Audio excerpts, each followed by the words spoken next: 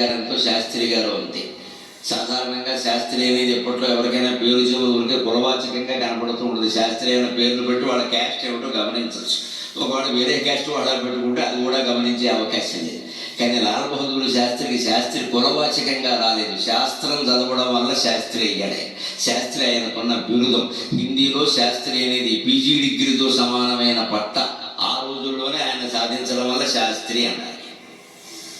ఆ శాస్త్రి చదవడానికి అసలు చిన్నప్పటి నుంచి చదువుకోవడానికి గంగానదిని ఈదీశాడు ఆయన. ఎవరో మాస్టర్ గంగానది అవతల ఉన్నారు, ఆయన బాగా పాఠాలు చెబుతారట అంటే రాత్రిపూట గంగానది దాటి వెళ్ళవలసి వస్తే మాస్టర్ని టైం మార్చుకోమని చెప్పలేదు. ఇప్పుడు విద్యార్థులకు అనుకూలంగా టైం టేబుల్ మార్చేస్తూ ఉంటారు.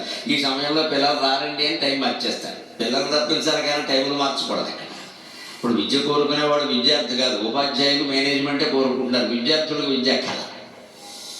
అందుకే వీళ్ళు ఇళ్ళకెళ్ళి బతిమాలి గడ్డాలు పట్టుకుని చేర్పించుకుంటారు. మా కాలేజీలో చేరండి, మా కాలేజీలో చేరండి. అందుకే ఇప్పుడు విద్యార్థులు డిగ్రీలు ఉన్నవాడు ఉన్నారు, ప్రజ్ఞానం ఉన్నవాడు అవ్వలేడు. ఇక్కడ ఒక్కొక్కడికి 2-3 డిగ్రీలు కాదు, 104 డిగ్రీలు ఉంటాయి. థర్మామీటర్ కంటే ఎక్కువ ఉంటాయి.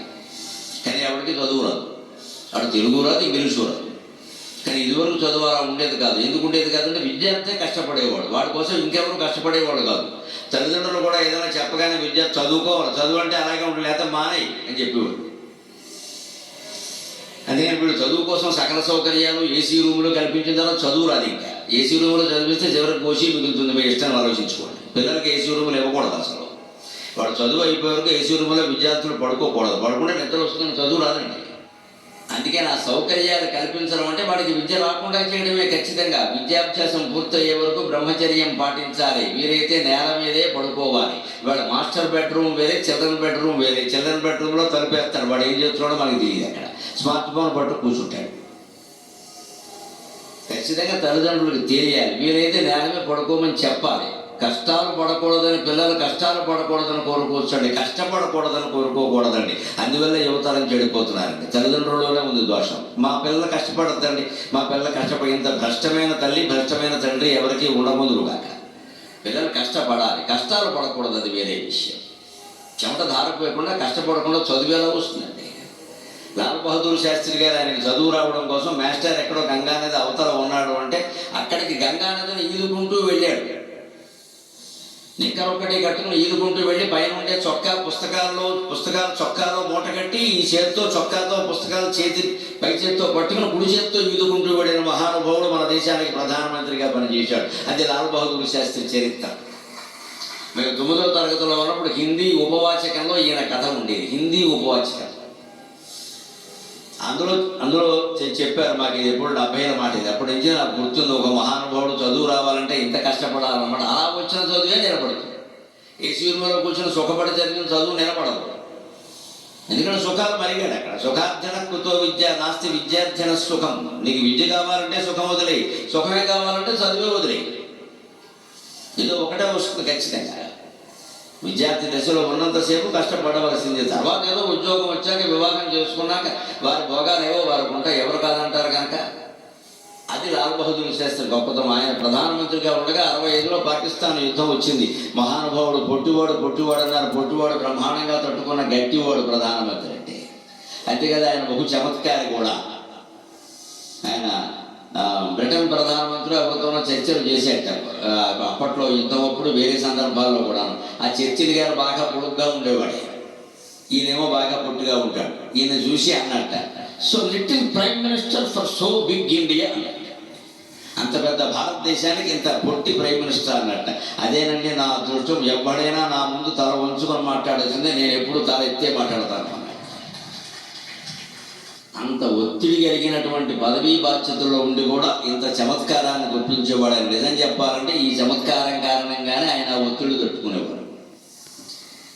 పిల్లలకి పెద్దలు ఈ చమత్కార భరితమైన వాతావరణాన్ని కూడా అలవాటు చేయాలి. పూర్వకాలం పుస్తకాలు చదివి అవన్నీ పిల్లలకి చెప్పాలి.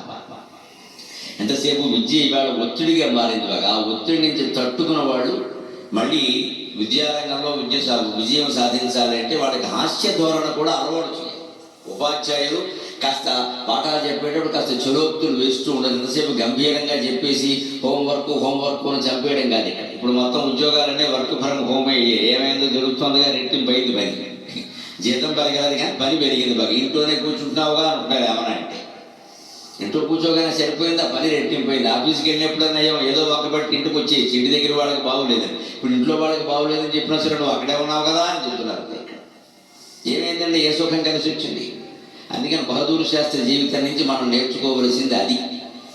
ఆ ఇద్దరు మహానుభావులకి నమస్కారం చేస్తూ మనం విద్యారంగం గురించి ప్రస్తావించుకున్నాం. అనుకోకుండా ఈవేళ దసరా నవరాత్రుల్లో మూలా నక్షత్రం 7వ రోజు సరస్వతీదేవి యొక్క అవతారం.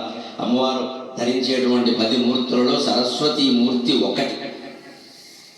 ఆ సరస్వతీదేవికి నమస్కారం చేసి మనం అమ్మవారి యొక్క వైభవం, సరస్వతి వైభవం, అమ్మవారి వైభవం అన్నీ ఒకటే కాబట్టి అవి తెలుసుకునేటువంటి ప్రయత్నం చేద్దాం. తెల్లదామర పువ్వు తెల్ల వస్త్రము మల్లెల చిరునవ్వు వెల్ల హంస. తెల్లదామర పువ్వు తెల్ల వస్త్రము మల్లెల చిరునవ్వు వెల్ల హంస. కనకంబరపు బోలు కరణ కమ్ములడాలు, కనకంబరపు బోలు కరణ కమ్ములడాలు, కనకంబరపు బోలు కరణ కమ్ములడాలు, నుదుట కుంకుమ రేఖ అధర లేఖ. కనకంబరపు బోలు కరణ కమ్ములడాలు, నుదుట కుంకుమ రేఖ అధర లేఖ. నీలి నీలి జలాలు నీలాల నేత్రాలు, నీలి నీలి జలాలు నీలాల నేత్రాలు, నెమలి కన్నులడ్డాలు నింగి జాలు. నీలి నీలి జలాలు నీలాల నేత్రాలు, నెమలి కన్నులడ్డాలు నింగి జాలు. పసుపు మెరుగుటంచు పసిడి వీణియమించు, పసుపు మెరుగుటంచు పసిడి వీణియమించు, పుత్తడి నిమ్మోము పుస్తకము. పసుపు మెరుగుటంచు పసిడి వీణియమించు, పుత్తడి నిమ్మోము పుస్తకము. సర్వవర్ణమయము శారదా రూపము, సర్వవర్ణమయము శారదా రూపము, స్వర్ణపర్ణమయము వాంగ్మయము. సర్వవర్ణమయము శారదా రూపము, స్వర్ణపర్ణమయము వాంగ్మయము. అర్ణవముల బోలు ఆపదలను దాట కర్ణధారి, అర్ణవముల బోలు ఆపదలను దాట కర్ణధారి, కవుల కల్పతరువు.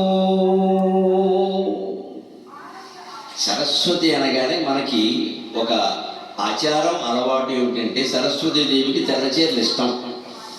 అందుకని మనం సరస్వతి గుడి గడితే తెల్లచీర పట్టుకెడుతూ ఉంటాం. సరస్వతీదేవికి ఎందుకు తెల్లచీర ఇష్టమో ఎవ్వరూ ఆలోచించారు. తెల్లచీర ఇష్టం అంతే. ఆవిడ తెల్లగా ఉంటుంది అంటాం, అది లెక్కేం లేదు. ఇక్కడ నల్లగా ఉన్న దేవతలు కూడా ఉన్నారు. పార్వతీదేవి నల్లగా ఉంటుంది, లక్ష్మీదేవి ఎర్రగా ఉంటుంది. వాళ్ళ దేవతలు కాదా? తెల్లగా ఉండడం వల్ల ఆవిడ దేవత అవుతుంది.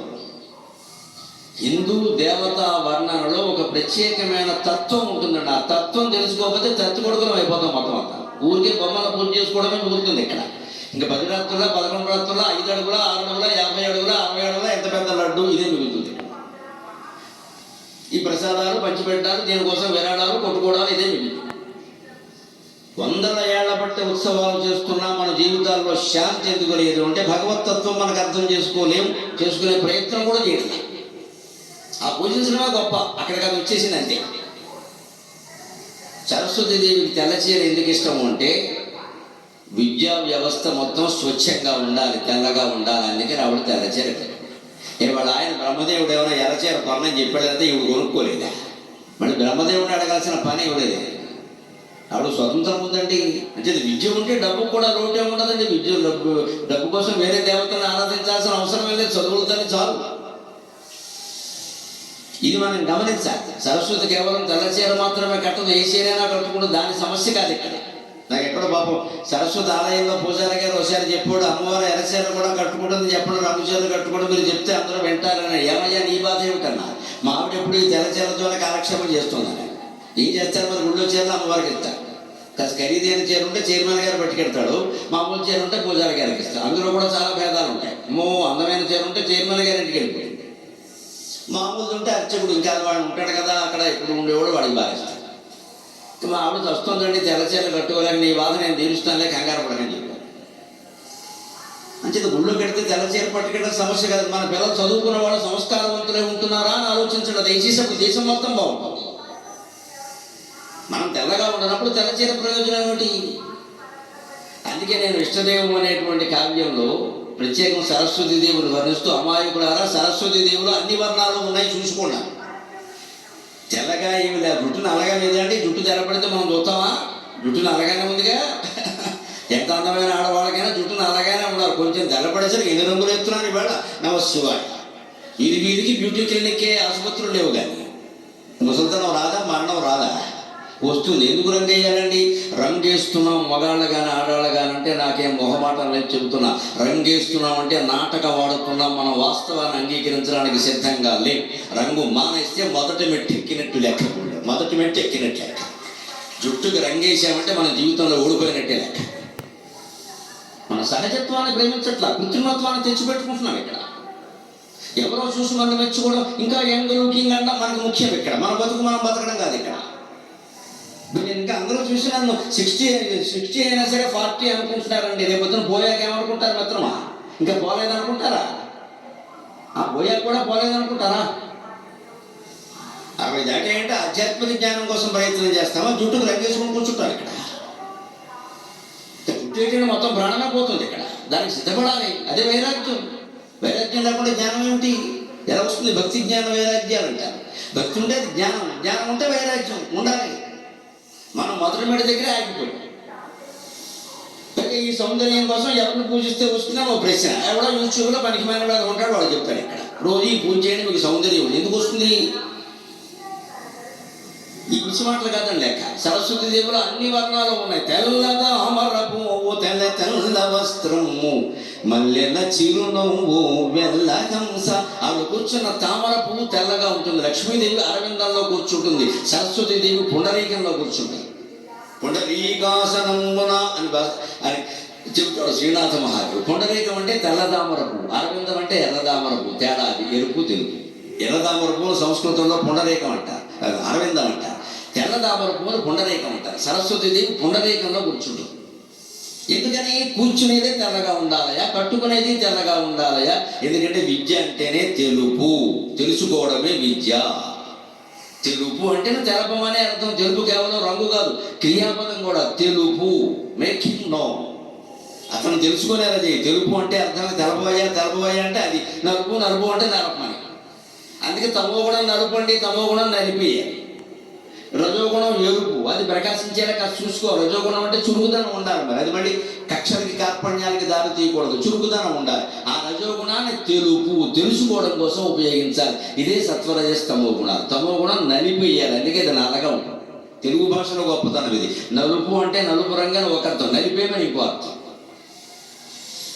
అది నల్లగా ఉంటుంది తమో గుణం. దాన్ని నలిపేయి. తమో గుణం అంటే బద్ధకం, హింస, ఉన్మాదం, క్రూరత్వం, అన్నీ, నిద్ర, అతి నిద్ర, ఇవన్నీ తమో గుణాలు.